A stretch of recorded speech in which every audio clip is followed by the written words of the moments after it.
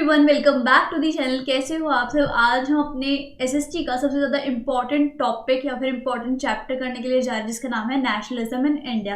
अब नेशनलिज्म का क्या मतलब होता है? नेशनलिज्म मतलब देशभक्ति या फिर देश के लिए प्रेम। इंडिया में ऐसी सिचुएशन कब आई जब नेशनलिज्म की जो फीलिंग थी, नेशनलिज्म का जो इमोशन था, वो पूरे इंडिया में फैल गया। जब ब्रिटिशर्स का राज था, ब्रिटिशर्स जो थे वो इंडिया पे बहुत ज़्यादा इनजस्टिस करते थे, बहुत ज़्यादा ऑपरेशन करते थे, मतलब अन्याय करते थे, साथ ही साथ मारपीट मारकाट ऐसे ऐसे वो काम करते थे, जिससे कि इंडियंस जो है वो बहुत ज़्यादा परेशान हो गए थे। और इंडियंस के मन में अब ये आ गया था कि इंडियंस जो है वो ब्रिटिशर्स को भगा दे और इंडिया जो है वो पूर्ण स्वराज बन जाए। व्हाट इज़ पूर्ण स्वराज? मतलब इंडिया जो है, इंडिया के लोग इंडिया पे रूल करे, कोई बाहर की कंट्री आके इंडिया पे रूल ना करे। सो दिस इज पूर्ण स्वराज। तो सारे के सारे जितने भी इंडियंस है वो पूर्ण स्वराज को डिमांड कर रहे थे। ब्रिटिशर्स को पूरी की पूरी कोशिश कर रहे थे कि वो अपनी कंट्री से भगा दें। इसलिए बहुत सारे मूवमेंट्स करे गए इंडिया में, जिससे कि जो ब्रिटिशर्स हैं वो हार मानकर चले जाएं हमारे इंडिया से। और वो जो मूवमेंट्स है वो बहुत सारे पॉलिटिकल लीडर्स ने किए थे, और सबसे बड़ा रोल किसका है? महात्मा गांधी जी का। तो स्टार्ट करते हैं बिना किसी देरी से अपना चैप्टर नेशनलिज्म इन इंडिया। ठीक है, सो अब देखो, सबसे पहले महात्मा गांधी जी ने हमारे इंडिया में सत्याग्रह मूवमेंट किया था। ठीक है, अभी जैसे मैंने आपको बताया नेशनलिज्म इन इंडिया के लिए इंडिया में बहुत सारे मूवमेंट्स हुए थे। तो सबसे पहले मूवमेंट हुआ था सत्याग्रह, जो कि महात्मा गांधी जी ने करवाया था। अब सत्याग्रह जो है वो सत्य, जैसे कि नाम से समझ में आ रहा है, सत्य के ऊपर आधारित था। वो कहते हैं गांधी जी कि जो ब्रिटिशर्स हैं वो हमारे ऊपर बहुत ज़्यादा अत्याचार करते हैं, हमारे साथ अन्याय करते हैं, लेकिन हम जो हैं वो ब्रिटिशर्स को सच के आधार पर इस कंट्री से अलविदा कहेंगे। मतलब हम किसी ब्रुटैलिटी में हाथ नहीं देंगे। बेशक ब्रिटिशर्स ने हमारे साथ कितना ही बुरा किया, हम उनके साथ उतना बुरा नहीं करेंगे। हम जो है सच का साथ देंगे, हम जो है पीस से सारे के सारे काम करेंगे। ठीक है, तो सत्याग्रह जो था वो पीसफुल एजिटेशन था, पीसफुल मास एजिटेशन था। ठीक है, सो सत्याग्रह जो है वो सच के ऊपर आधारित था। अब गांधी जी जो है वो इंडिया में 1915 में आए थे फ्रॉम दी साउथ अफ्रीका, और उन्होंने आते ही सत्याग्रह मूवमेंट को स्टार्ट किया था। गांधी जी ने कहा था कि हम जो है वो सच्चाई का साथ देंगे और एक लड़ाई को सच से और पीसफुल तरीके से भी जीता जा सकता है। ज़रूरी नहीं कि एक लड़ाई जो है वो अन्याय से, मारकाट से ही जीती जाए। ठीक है, और वो लास्ट में कहते हैं कि सच की हमेशा जीत होती है। तो इसलिए हम इंडियंस जो हैं, बेशक हमारे साथ कितना ही बुरा किया हो ब्रिटिशर्स ने, लेकिन हम जो है वो हर लड़ाई प्यार से और सच के आधार पर करेंगे। तो ये सत्याग्रह ये था। वो कहते हैं एक सत्याग्रही जो है, मतलब जो सत्याग्रह को फॉलो करता है, एक सत्याग्रही सच के आधार पर ही लड़ाई को जीत सकता है। ठीक है, उसके बाद ऐसा ज़रूरी नहीं था कि जो सत्याग्रह है वो स्टार्ट करते ही पूरी इंडिया में फैल गया हो, ऐसा बिल्कुल भी नहीं था। सत्याग्रह जो है वो धीरे धीरे फैला था इंडिया में। सबसे पहले 1916 में जो सत्याग्रह है वो चंपारण में आया था। ठीक है, वहाँ पे क्या होता था, जो प्लांटेशन वर्कर्स थे, plantation workers in the sense peasants जो थे, किसान जो थे, उनके ऊपर बहुत ही ज़्यादा अत्याचार अन्याय करा जाता था। कौन करते थे? जो ज़मींदार हो गए, ठीक है, जो ब्रिटिशर्स हो गए, उनसे बहुत ज़्यादा रेंट लिया करते, उनको सैलरी नहीं दिया करते, ऊपर से बहुत लंबे लंबे टाइम तक उनसे काम भी कराते थे। तो इसीलिए सबसे पहले जो सत्याग्रह मूवमेंट है वो चंपारण में आया था 1916 में, ताकि वो पीजेंट्स को इंस्पायर कर सके कि उन्हें किस तरीके से लड़ना है, सच के आधार पर और पीसफुली उन्हें लड़ना है। उसके बाद 1916 के बाद 1917 में सत्याग्रह जो है वो खेड़ा में आया, ताकि वो पीजेंट्स और किसानों को सपोर्ट कर सके। ठीक है, 1917 में सत्याग्रह जो है वो अहमदाबाद में आया था, ताकि जो कॉटन मिल के वर्कर्स हैं वहाँ पर वो सपोर्टेड रहे। फिर उसके बाद हिंद स्वराज के बारे में बताया गया है। What is Hind Swaraj? हिंद स्वराज महात्मा गांधी जी ने एक बहुत ज़्यादा फेमस किताब लिखी थी। इस किताब में उन्होंने नॉन कोऑपरेशन मूवमेंट के बारे में बताया हुआ है। अब ये नॉन कोऑपरेशन मूवमेंट क्या था? देखो, नॉन कॉपरेशन मूवमेंट जो है वो गांधी जी ने स्टार्ट किया था। इस मूवमेंट में ये था कि गांधी जी सबको कह रहे हैं कि तुम ब्रिटिशर्स के साथ किसी भी चीज़ में कॉपरेट मत करो, कोई भी बात मत मानो ब्रिटिशर्स की, और उन्हें उकसाओ अंदर से ही कि तुम इंडिया को छोड़ के चले जाओ। तो ये था नॉन कॉपरेशन मूवमेंट, एंड इसी मूवमेंट के बेस पे उन्होंने एक अपनी फेमस किताब लिखी थी जिसका नाम क्या था, हिंद स्वराज। ठीक है, उसके बाद जब फर्स्ट वर्ल्ड वॉर हुआ, फर्स्ट वर्ल्ड वॉर कब हुआ था, 1914 से लेकर 1918 तक। फर्स्ट वर्ल्ड वॉर में कुछ नई इकोनॉमिकल एंड पॉलिटिकल सिचुएशंस आ गई थी इंडिया में। अब वो कौन कौन सी नई इकोनॉमिकल एंड पॉलिटिकल सिचुएशंस थी वो हमें पढ़नी है। सो मैनचेस्टर जो है, मैनचेस्टर एक टाइप का कपड़ा है जो कि ब्रिटेन से इंडिया में इंपोर्ट कराया जाता था, और इसकी जो प्रोडक्शन है वो होती थी इंडिया में। बट जब वॉर हुआ था between 1914 to 1918, first world war, तब इंडिया में जितनी भी ब्रिटिश मिल्स थी, जितनी भी फैक्ट्रीज थी, और इंडिया में जो फैक्ट्रीज थी, दोनों के दोनों मिलके वॉर के जो प्रोडक्ट्स है, अब वॉर करने के लिए गोला बारूद, इक्विपमेंट्स, फर्स्ट एड, सब चीज़ों की ज़रूरत पड़ती है ना, तो वो सारी चीज़ों का प्रोडक्शन जो है वो सारी की सारी फैक्ट्रीज में होने लग गया था, और किसी चीज़ का प्रोडक्शन बहुत ज़्यादा रेयर हो गया था, तो इसलिए मैनचेस्टर का जो इम्पोर्ट था वो बहुत ही ज़्यादा डिक्लाइन हो गया था। ठीक है, और जो भी वॉर नीड्स थी वो सारी की सारी मिल्स में प्रोड्यूस होती थी। एज अ रिजल्ट जो नई नई फैक्ट्रीज है वो आने लग गई थी इंडिया में, जिससे कि नए नए लोगों को, नए नए एम्प्लॉयज़ को जॉब मिलने लग गई थी, और उन एम्प्लॉयज़ को ज़्यादा ज़्यादा टाइम के लिए काम कराया जाता था। उसके बाद जो कॉटन की प्रोडक्शन है वो भी, उसकी भी मार्केट चली गई थी इंडिया से, और जो एक्सपोर्ट था कॉटन क्लोथ का ब्रिटेन से वो भी बिल्कुल ही कम हो गया था बिकॉज ऑफ वॉर। ठीक है, तो वॉर के बाद बिल्कुल ही कॉटन प्रोडक्शन जो है वो बहुत गिर गया था, और जिससे कि ये बहुत ही ज़्यादा मुश्किल हो गया था कि यूएस, जर्मनी, जापान से कॉम्पीट किया जाए। ठीक है, तो कॉटन की जो प्रोडक्शन थी वो भी बिल्कुल ही कम हो गई थी। अब हम बात करते हैं और कौन कौन से मूवमेंट या फिर कौन कौन से एक्ट आए थे ड्यूरिंग नेशनलिज्म इन इंडिया। ठीक है, the next is Rowlatt act, the Rowlatt act. इसमें क्या हुआ था, ब्रिटिशर्स के हाथ में बहुत ज़्यादा पावर आ गई थी, बहुत ज़्यादा शक्ति या फिर एक इनॉर्मस पावर आ गई थी, जिसके थ्रू वो किसी को भी अरेस्ट कर सकते थे विदाउट अरेस्ट वारंट, और वो उसको अपनी जेल में रख सकते थे 2 सालों के लिए, और उस पर बहुत ज़्यादा अत्याचार करते थे। तो ये था Rowlatt act 1919। Next is Jallianwala Bagh incident. Jallianwala Bagh incident से तो हम सभी वाकिफ हैं। ये कब हुआ था, 13 अप्रैल 1919 को, जिसमें जो विलेजर्स थे वो बहुत ज़्यादा ग्रुप में थे, बहुत ज़्यादा भीड़ हो रखी थी, वो सभी लोग बैसाखी के मेले का आनंद लेने आए थे, उसको अटेंड करने आए थे। और ये जो बैसाखी का मेला है ना वो जलियांवाला बाग के ग्राउंड में हो रहा था। तो किसी भी विलेजर को ये नहीं पता था कि वहाँ पे मार्शल लॉ लगा हुआ है। मार्शल लॉ क्या होता है कि किसी भी एक एरिया को आर्मी जो है कब्जा लेती है या फिर उसकी निगरानी करती रहती है। ठीक है, और कंट्रोल में रखती है उस एरिया को। तो जलियांवाला बाग के ग्राउंड में बहुत ज़्यादा मार्शल लॉ लगा हुआ था, एंड किसी भी विलेजर को पता नहीं था। बैसाखी फेयर उसी ग्राउंड में हो रहा था। तो फिर क्या हुआ, अचानक से जनरल डायर आए अपने ब्रिटिश ट्रूप्स या फिर आर्मीज़ के साथ, और सारे के साथ जितने भी गेट थे, एग्जिट पॉइंट्स थे, वो बिल्कुल ही बंद कर दिए ताकि कोई भी बाहर ना जा सके। उसके बाद जनरल डायर और उनके ब्रिटिश ट्रूप्स ने ओपन फायर कर दी, जिससे कि बहुत सारे लोगों की जान चली गई। फिर जैसे जैसे ये जो बातें थी कि जलियांवाला बाग में ऐसा ऐसा हुआ, इसकी सारी जगह न्यूज़ फैली है, जिससे कि नॉर्थ इंडिया के जितने भी टाउन से, जितने भी इलाके थे, उनकी गलियों में बहुत ज़्यादा भीड़ होने लगी थी। लोगों में इतना गुस्सा आ गया था कि उन्होंने बहुत सारे हड़ताल किए, मारकाट की, एंड उसके बाद जो गवर्नमेंट बिल्डिंग्स हैं उस पर अटैक भी किए थे। ठीक है, उसके बाद नॉन कॉपरेशन मूवमेंट मैंने आपको बताया था। Non cooperation movement Gandhi ji ने स्टार्ट किया था कि तुम ब्रिटिशर्स की कोई भी बात मत मानो, एंड ब्रिटिशर्स को प्रोवोक करो कि वो इंडिया से चले जाएं। तो ये जो नॉन कॉपरेशन मूवमेंट था वो नागपुर में दिसंबर 1920 में अडॉप्ट किया गया था। अब नॉन कॉपरेशन मूवमेंट के कुछ ना कुछ इफेक्ट तो होंगी, तो उसके क्या इफेक्ट पड़े इंडिया की इकोनॉमी पे वो हमें पढ़ना है। जो फॉरेन गुड्स थे, जो बाहर के चीज़ें थी, वो सारी इंडिया में बॉयकॉट कर दी गई थी। जो लीकर शॉप्स थी, यानी कि शराब की जो दुकानें थी, वो उन पे धरना दे दिया गया था। जो फॉरेन क्लॉथ्स थे उनको जला दिया गया था।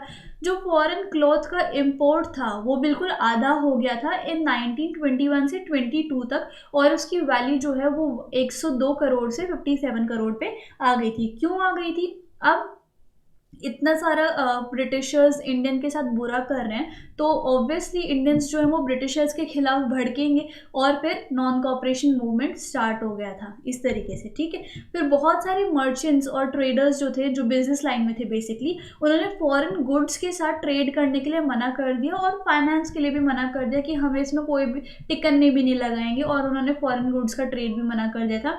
उसके बाद जो लोग थे उन्होंने इम्पोर्टेड क्लोथ्स को पहनना बिल्कुल छोड़ दिया था, और उन्होंने इंडियन क्लोथ्स जो होते थे उनको पहनना चालू किया था। फिर इंडियन टेक्सटाइल जो मिल्स थी उसकी प्रोडक्शन जो है वो काफ़ी बढ़ गई, हैंडलूम्स जो है उनकी भी प्रोडक्शन, उनके अंदर प्रोडक्शन होने लग गई, और जो खादी था वो पॉपुलराइज होने लग गया था। खादी जो है वो एक ऐसा कपड़ा है जो कि इंडिया में बना हुआ है, एंड खादी एक ऐसा स्पेशल कपड़ा है जो गर्मियों में ठंडा रहता है एंड सर्दियों में गर्म रहता है, तो ये उसकी खासियत थी। तो उसका जो यूज़ है वो काफ़ी ज़्यादा पॉपुलराइज होने लग गया था।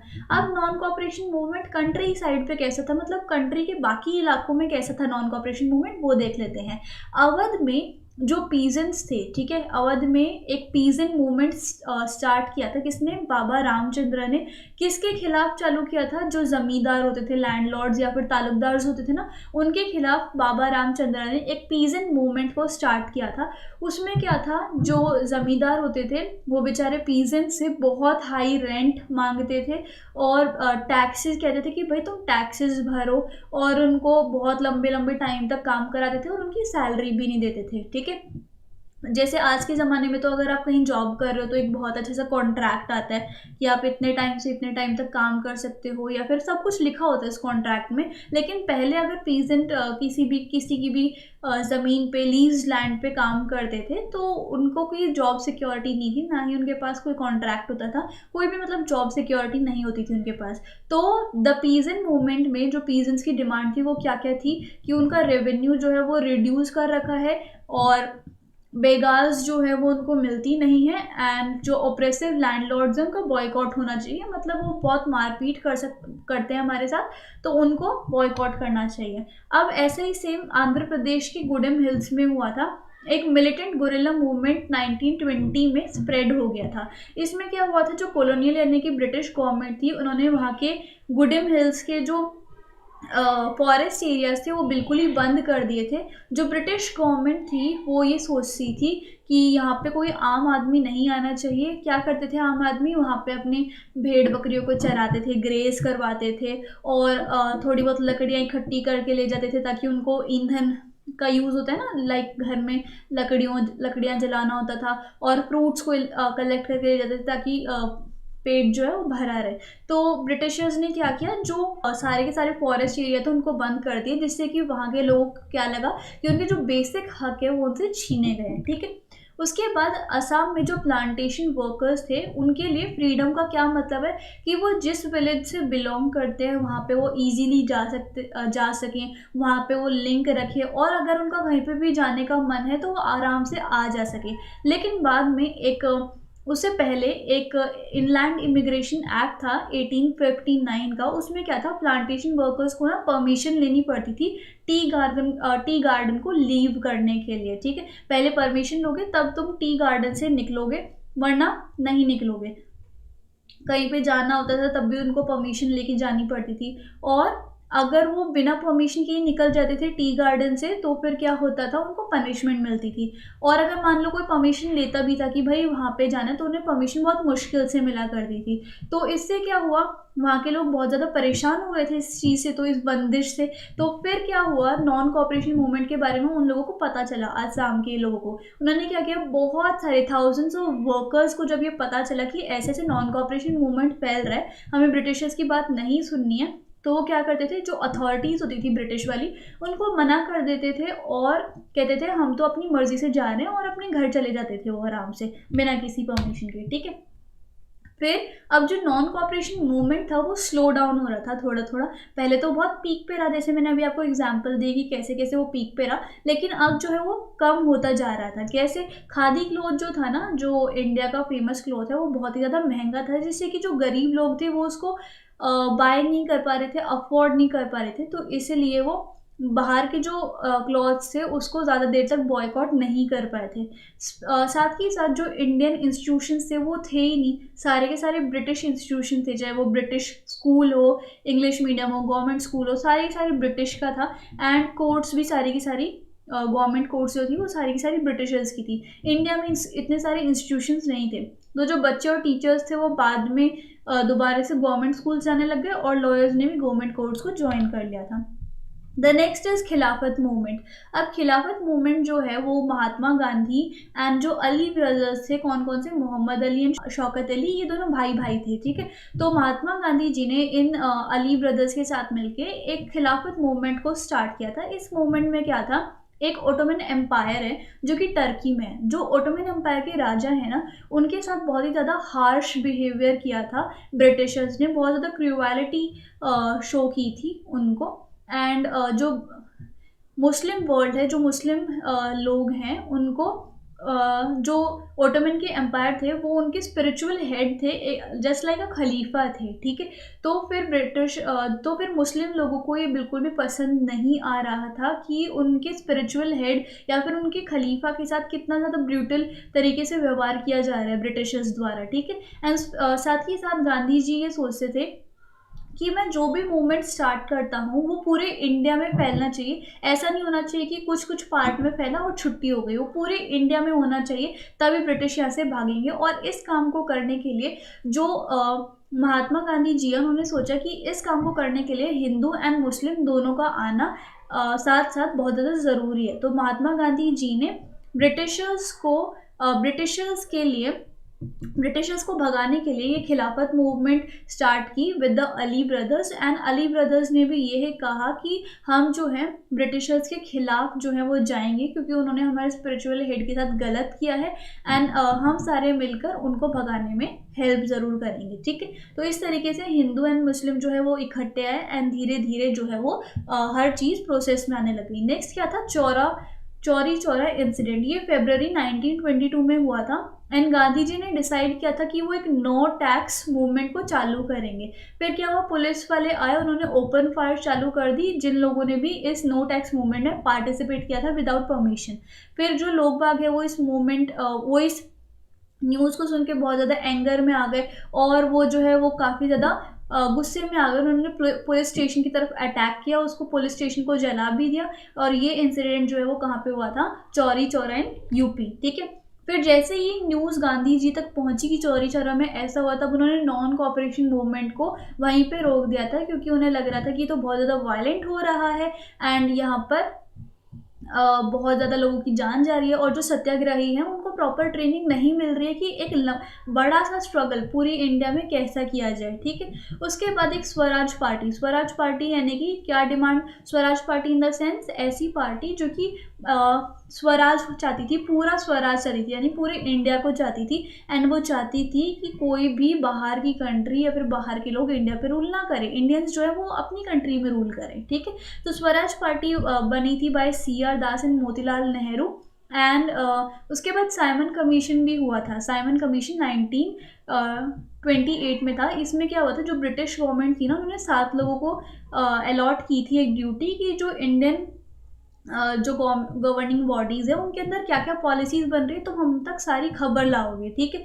तो फिर ये था साइमन कमीशन जो कि ब्रिटिशर्स ने बनाया था। उसके बाद जो कांग्रेस के लोग थे एंड जो इंडियंस थे उनको ये चीज़ पसंद नहीं थी साइमन कमीशन। तो जो कांग्रेस के लीडर्स थे एंड जो बाकी लोग थे उन्होंने फिर बाद में मार्च करना स्टार्ट कर दिया था एंड गो बैक साइमन की उन्होंने रैली करनी चालू कर दी थी। तो साइमन कमीशन भी इस तरीके से बॉयकॉट हुआ था। फिर लाहौर कांग्रेस सेशन हुआ एंड वो पूर्ण स्वराज को डिमांड कर रहे थे इन 1929। उसके बाद दांडी मार्च, जिसको हम सॉल्ट मार्च भी कहते हैं, वो चालू हुई थी। और दांडी मार्च के साथ साथ सिविल डिसोबीडियंस मूवमेंट भी स्टार्ट हुआ था। अब ये सिविल डिसोबीडियंस मूवमेंट क्या था और इसके क्या फीचर्स थे, जैसे कि Gandhi ji non cooperation movement में तो बोलते ही है कि तुम ब्रिटिशर्स का कोई भी कहना मत मानना, लेकिन सिविल डिसोबीडियंस मूवमेंट में गांधी जी ये कहते हैं कि तुम बात तो मानना ही मत, साथ के साथ आप जो वो लॉ भी है ना उनके, वो भी तोड़ देना। बेशक उनके कोई भी रूल्स है, कोई भी लॉ है, वो तुम तोड़ देना। फॉरेन क्लोथ को एकदम बॉयकॉट कर दो एंड लीकर शॉप्स को भी धरना पे बैठ जाओ। पीजेंट्स को कोई भी रेवेन्यू, कोई भी टैक्स नहीं देना। स्टूडेंट्स, लॉयर्स और जो विलेज के ऑफिशियल्स हैं, ना तो उनको इंग्लिश मीडियम स्कूल में जाना, कॉलेजेस में जाना, ना उनको कोर्ट एंड ऑफिस में जाना। तो ये थे कुछ सिविल डिसोबीडियंस मूवमेंट के फीचर्स कि ऐसा ऐसा होगा। देन आता है सॉल्ट मार्च, जिसको हम डांडी मार्च भी बोलते हैं। ये हुआ था 31 जनवरी 1930 को, जिसमें महात्मा गांधी लॉर्ड या फिर वाइसरॉय इरविन को एक लेटर लिखते हैं एज अ वार्निंग।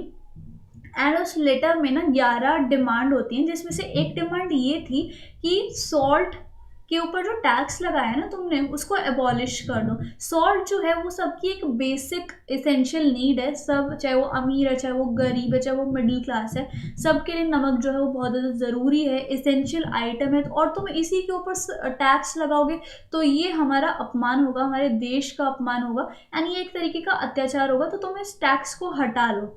तो फिर गांधी जी ने वाइसरॉय इरविन को एक अल्टीमेटम या फिर एक वार्निंग दी थी, और उन्होंने कहा था अगर उनकी डिमांड नहीं फुलफिल हुई 11 मार्च तक, तब वो सिविल डिसोबीडियंस मूवमेंट को चालू कर देंगे। ठीक है।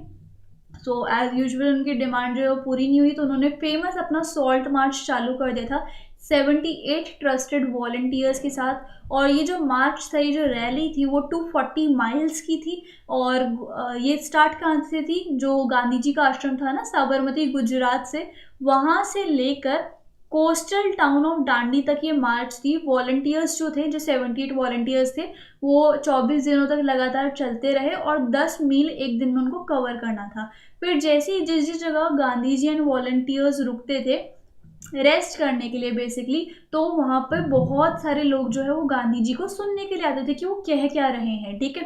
तो गांधी जी उनको स्वराज के बारे में समझाते एंड उनसे कहते कि शांति से इन ब्रिटिशर्स को यहाँ से भगाओ किसी भी तरीके से। ठीक है। और हमें ब्रिटिशर्स को हराना है, इंडिया से भगाना है। ठीक है। लेकिन सब कुछ शांति से होना चाहिए, कोई भी मारकाट, किसी को भी पीड़ा नहीं पहुंचनी चाहिए। फिर 6 अप्रैल को गांधी जी जो है वो दांडी पहुंच गए एंड उन्होंने जो इस लॉ था, ब्रिटिशर्स के द्वारा जो लॉ था, उसको तोड़ दिया। उन्होंने क्या किया? सॉल्ट की या फिर नमक की मैन्युफैक्चरिंग की सी वाटर को बॉईल करके, और इससे क्या हुआ? सिविल डिसोबीडियंस मूवमेंट जो था वो चालू हो गया, क्योंकि उन्होंने लॉ ब्रेक कर दिया था इस तरीके से। अब इस मूवमेंट में, सिविल डिसोबीडियंस मूवमेंट में किस किसने पार्टिसिपेट किया था? बेसिकली बहुत सारे कंट्री के पार्ट्स ने इस मूवमेंट में दाखिला या फिर पार्टिसिपेट किया था। गांधी जी ने सॉल्ट मार्च साबरमती आश्रम टू दांडी किया था और अपने फॉलोअर्स के साथ ही स्टार्ट किया था। कंट्री साइड पे जो गुजरात के रिच पतीदार्स थे और उत्तर प्रदेश के जो जाट्स थे, वो काफ़ी ज़्यादा एक्टिव थे इस मूवमेंट में। एंड जो रिच कम्युनिटीज़ थी उनको भी काफ़ी ज़्यादा इकोनॉमिक हिट मिला था, मतलब जो ट्रेड डिप्रेशन था और हर चीज़ों के दाम गिर रहे थे, तो इससे वो काफ़ी ज़्यादा टेंशन में आ गए थे, जिससे कि उन्होंने पूरा सपोर्ट किया गांधी जी का। ठीक है। और सिविल डिसोबीडियंस मूवमेंट में एक्टिव पार्टिसिपेशन किया। मर्चेंट एंड इंडस्ट्रियलिस्ट ने भी इस मूवमेंट को सपोर्ट किया, थोड़े बहुत पैसे का सहारा लगा के, और उन्होंने इम्पोर्टेड गुड्स को बाय एंड सेल करने से भी मना कर दिया था। जो इंडस्ट्रियल वर्किंग क्लास थी नागपुर रीजन की, उन्होंने भी इस मूवमेंट में पार्टिसिपेट किया था। रेलवे वर्कर्स, डॉक वर्कर्स और इन सब ने भी पार्टिसिपेट किया था। ठीक है। और रैलीज उन्होंने की थी और बॉयकॉट कैंपेन भी उन्होंने स्टार्ट किए थे। अब इस मूवमेंट की लिमिट्स क्या क्या थी कि अनटचेबल्स जो हैं, जिनको क्लासिफाई किया गया था एज अनटचेबल्स या फिर दलित लोग, उन्होंने बहुत ही ज़्यादा कम पार्टिसिपेशन किया था। और जो मुस्लिम पॉलिटिकल ऑर्गेनाइजेशन थे उन्होंने भी बहुत हल्का फुल्का पार्टिसिपेशन किया था। अब ये पूना पैक्ट 1932 क्या था? जैसे अब रिजर्वेशन है ना, बिल्कुल वैसा ही था ये भी। इसमें जो डॉक्टर अंबेडकर एंड गांधी जी थे, उन्होंने एक एग्रीमेंट या फिर एक पैक्ट, एग्रीमेंट और पैक्ट एक ही चीज़ है, अंबेडकर जी ने एंड गांधी जी ने एक एग्रीमेंट या फिर पैक्ट को साइन किया था, जिसमें जो डिसएडवांटेज या फिर डिप्रेस्ड क्लासेज, जिनको कोई भी एडवांटेज नहीं मिलता, उनके लिए सेंट्रल प्रोविंशियल काउंसिल में, ये गवर्निंग बॉडी थी, उसमें रिजर्व सीट उन्होंने करवाई थी फॉर डिप्रेस्ड क्लासेस। और जो जनरल इलेक्टोरेट थे वो वोट करके किसी डिप्रेस्ड क्लास के मेंबर को चुनेंगे। ठीक है। अच्छा, अब हमारा लास्ट टॉपिक ये है कि the sense of collective belonging. अब देश में इतना सब कुछ चल रहा था, तो सबको यूनाइट करने के लिए कुछ ना कुछ चीज़ें ऐसी थी। अब जैसे हम अगर कोई काम करने जाते हैं तो हमें थोड़ी बहुत मोटिवेशन की ज़रूरत होती है ना, और उस मोटिवेशन के कारण ही हम कोई काम कर पाते हैं, राइट। तो फिर the sense of collective belonging, अब सबके सब इंडियंस चाहते थे कि हमारी जो इंडिया है वो फ्री हो जाए, पूर्ण स्वराज हो जाए। तो फिर सबको यूनाइट करने के लिए कुछ कुछ चीज़ें होती थी, जैसे कि जब नेशनलिज्म फैला तो बहुत सारे कल्चरल प्रैक्टिसेस होने लग गई थी। जैसे कि मैं आपको बताती हूँ, use of figures and images. India जो है वो यूनाइट हो जाता है जब भी भारत माता की बात आती है, तो ठीक है, एक मदर फिगर की तरफ डिवोशन होता था, ठीक है। तो जैसे ही भारत माता की पिक्चर वो देखते थे एंड भारत माता के नारे लगते थे, तब सारे के सारे यूनाइट हो जाते थे, कलेक्टिव बिलोंगिंगनेस आ जाती थी, okay. Next is Indian folklore. जैसे कि इंडियन फोकलोर लाइक गाने वगैरह और जो टेल्स थी, जब वो लोग सुनते थे, रिकॉर्डिंग सुनते थे, तब भी वो यूनाइट हो जाते थे, है ना। तो ये सब कुछ चीज़ें थी। And use of icons and symbol in form of flag. एक ट्राई कलर फ्लैग को कैरी करना, जब भी रैलीज या फिर मार्च होते थे उसको होल्ड करना, तो वो भी एक कलेक्टिव बिलोंगिंगनेस का पार्ट था। और उसके बाद इंडियंस जो थे वो थोड़ा बहुत पास्ट में भी देखते थे कि कैसे इंडियंस ने एंशियंट टाइम में कितनी ज़्यादा डेवलपमेंट की in the field of science, art, mathematic, religion and culture, ठीक है। और ये इस ग्लोरियस टाइम को याद करते थे हिस्ट्री के, ठीक है। और उसके बाद फिर इंडियन की हिस्ट्री को याद कर करके वो और ज़्यादा मोटिवेटेड हो जाते थे, ठीक है। तो इसी के साथ साथ हमारा जो ये चैप्टर है वो पूरा कंप्लीट होता है। आई होप आपको मेरी एक्सप्लेनेशन अच्छी लगी होगी। So if you like the video and the explanation, then please do like, share, comment and subscribe the channel. Thank you so much.